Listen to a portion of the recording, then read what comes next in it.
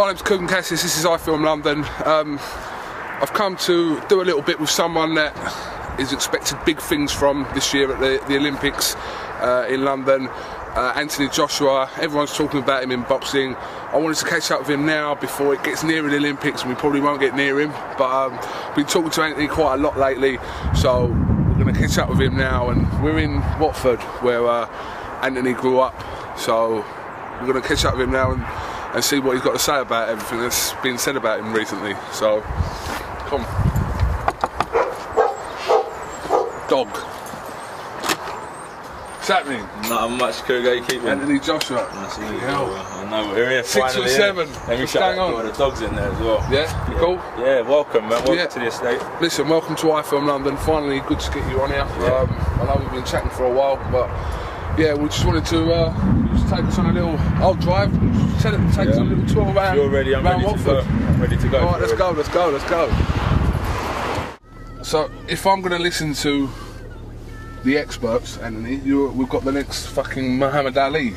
Next Ali. Well, this is what. Listen, I'm not. You know. This is what you're hearing. This is what I'm hearing, and this is what people are saying. Listen, I'm hearing it every day. Obviously, we're doing a lot of stuff with all the boxers, and your name it doesn't fail to get mentioned. So, what did you say to all that? How are you dealing with all that? I say that it's like a quiet storm, because at the end of the day, it's happened.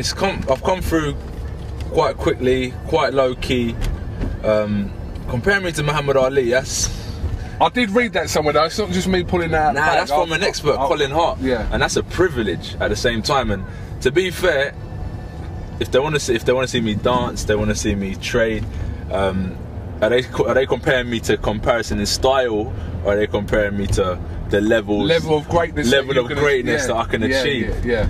That's where I'm coming from. So I believe that we're different fighters. No two humans are the same. Yeah. But I'm saying that we're gonna take it right. But I'm saying that if they're comparing me to the level of greatness I can achieve, I believe sky is the limit.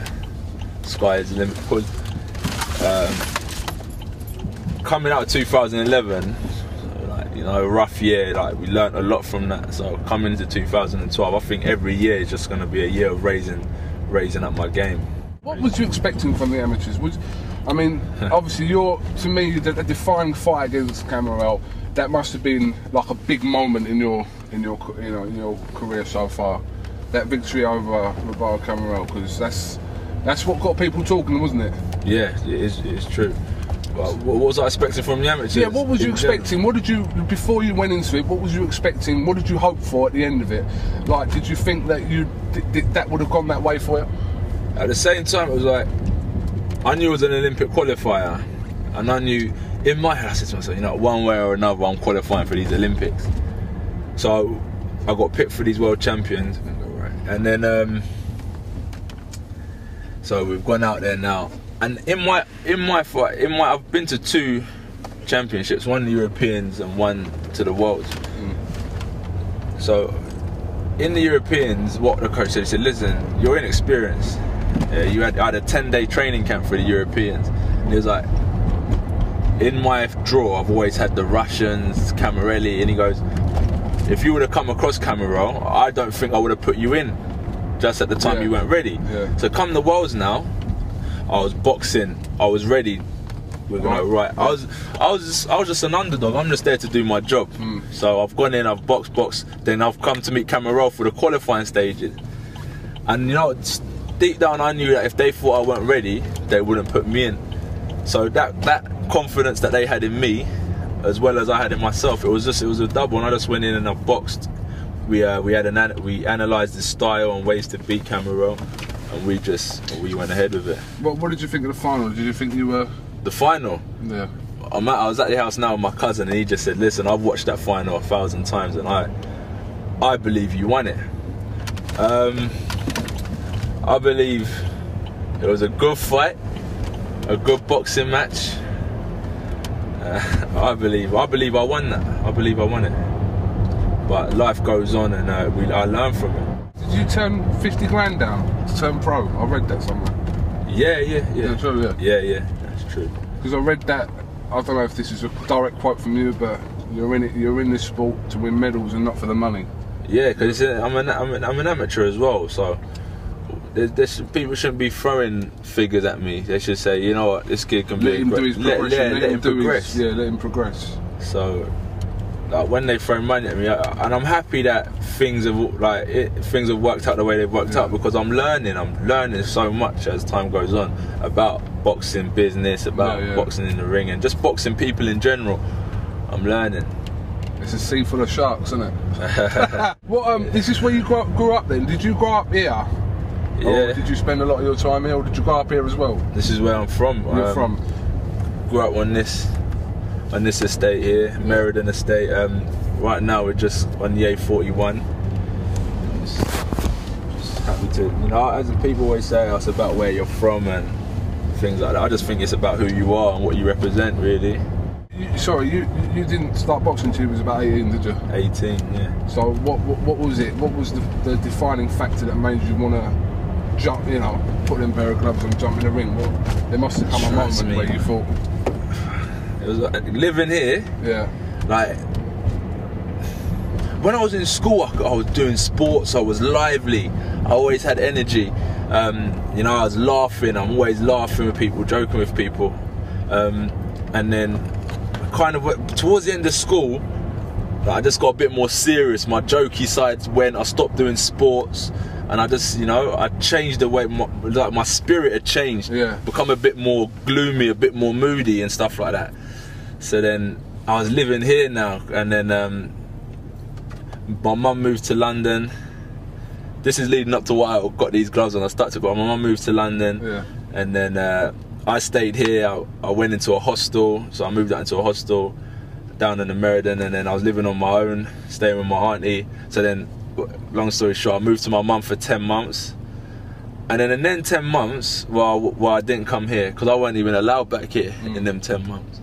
So I was up there, I said, you know, I want to go gym. I said, when I go back to Watford, I want to be big. You want to go back and with an impact, and people say, like, you know, when you disappear and you come back, and people are like, that's where you've been, that's what you've been doing. You've been going in the gym or something. So I went to gym, and my cousin took me to the boxing gym with him once. So I went there about 2 times. I sat back and I had a look. I said, yeah, man. I said, I want to do it. I said, I'll have a go at this. So paid my £3.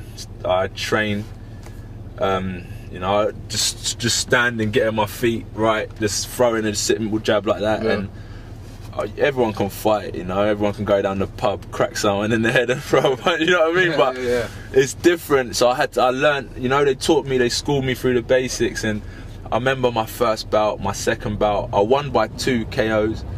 And then I went into my 3rd bout and I fought an experienced boxer. A very experienced boxer, like he was a champion MMA fighter or kickboxer, I'm not too sure what one it was. And then when I had my first 2 fights by stoppage, I thought, yeah, this boxing thing's quite easy. I said, yeah, I can do this. And then I went into my 3rd fight, I lost by 2 points, but this guy, he tested me. He tested me, and I thought, you know what, either I knuckle down and I get on with it, or go right, go left. Go left, I thought either I knuckle down and I just, you know, and I just do it the right way, or I don't do it properly and I go into boxing matches like this and I get beaten up. And I just knuckled down and just kept on doing it. Did you ever envision that when you first started 4 or 5 years ago, that 4 or 5 years later you'd be fighting in the Olympics in London? Did you think that would happen? To be honest, I didn't even know that boxing was an Olympic sport. Oh, did you not? No, I didn't know that. No, I didn't know that. So no, I didn't have any vision. So your knowledge of boxing is relatively, would you say, was new, a little bit new, or is it saying that before you started boxing, did you take a genuine interest in the sport? No, that's the honest truth. But there's nothing wrong in that. Do you know what I mean? Yeah, not at all. There's absolutely nothing wrong in that. It's just, it just goes to show that when you don't know nothing about something, like, you don't let other factors get in the way of what's really there, and that's your talent. So yeah, that's it. So it doesn't mean that because I don't know. No, that's right. Fighters from many years ago, doesn't mean that my talent Exactly, it's got nothing to do with it. No, it's got nothing to do with that. But whatsoever. That's the main thing. What I love is that I'm a young lad and I'm just going to keep on learning. I've just not, to be honest, I know like this country, we've spoken to fun before, I've said that this country has a habit of putting a lot of pressure on young sports, not just in boxing, but in football and whatever sport. A young star comes onto the scene and it's like pressure, pressure, pressure. So you know you're going to have to deal with a lot of this, do you know what I mean? You know that like you're not going to, as the Olympics gets nearer, then obviously it's how you cope with that pressure. So how do you envisage this? Because I know that everyone's going to want to pull you apart here and try and do this and take you here and take you there, and how are you going to deal with all this? Well, you know, what's like the pressure, how to deal with the pressure is just, at the same time, like, you don't really need no new friends. You don't need no new girlfriends. You don't need, you know what I mean? I know exactly what you're saying. You don't need a million boxing trainers, and you don't need to really do a million interviews or a million shows or so. As long as you've only got to do I Film London. Yeah, I've only got to do I Film London. You see what I'm saying? You get what I got to stick to. All you got to do. See, I Film London. Listen, forget about anyone else. That's all you need to do is I Film London, just to keep you ticking over. Just so this is like what memories. I mean. As long as I'm going to the same gym, training, and I'm happy. I've got my same friends. I'm working with I Film London. I'm sweet. I'm happy. That's what matters. And that's where dealing with the pressure is because I'm not throwing too much in one saucepan, you know what I mean? I'm not throwing too much at it. I'm just keeping it simple, and I'm just happy. Yeah. I'm happy doing what I'm doing, man. And I've got great people. I've got great people around me. I have got great people around me. Not many people know that either. People must think now they don't see that. Like I'm quite grounded. Yeah. You know what I mean? People no, but you know what? When I talk to people about you, and that's the first thing that comes into my head is that you seem to have your feet firmly on the ground. Yeah. And I think for what's going to happen this year, listen, me and you can't predict what's going to happen in that Olympics. No, we can't. Yeah. I'd love to say yes, we know what's going to happen, and you're going to come home with a gold. We can't say that. We don't know what's going to happen, but you can only do what you do, and then if people want to hype that up, then there's nothing you can do about that. If people want to talk about you 6 months before you're going into the Olympics and saying it's comparing you to this man, there's nothing you can do about that.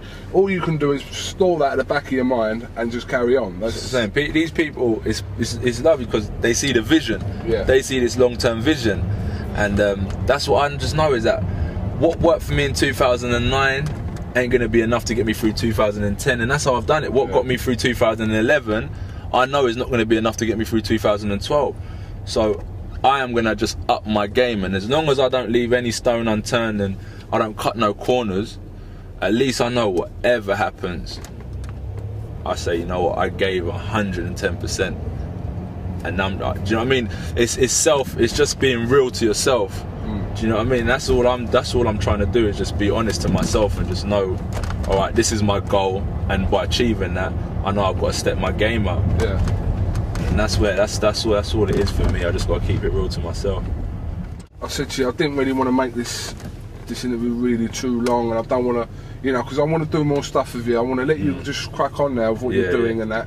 Yeah. And then you know what I mean, I'll catch up. You know, I'm going to catch up with you at some point later in the year after, you know, things have happened. You've got a big 6 months ahead of you, 6, 7 months ahead of you, and you know, you just got to do what you got to do. It's as simple as that. Like, this is what I mean. Listen, you've got your own team around you, yeah, and they're the best people, right? Them people that have been with you from day one. Yeah. You know they are. Yeah. I might not know who they all are, but you know they are, and you know who to listen to. Yeah, exactly. So, exactly. But you know, we're all going to meet new people in life, you know, and my ear's always open to learning, but at the same time, I just want to keep it grounded, keep myself in the gym, and keep my running, keep my strength, keep my boxing, because that's what gets you these type of interviews. This is what gets you. Never forget what got you there in the first place. You know what I mean? That's what I'm happy about, is just working hard, just keep on working. I think I just don't want to lose my hunger.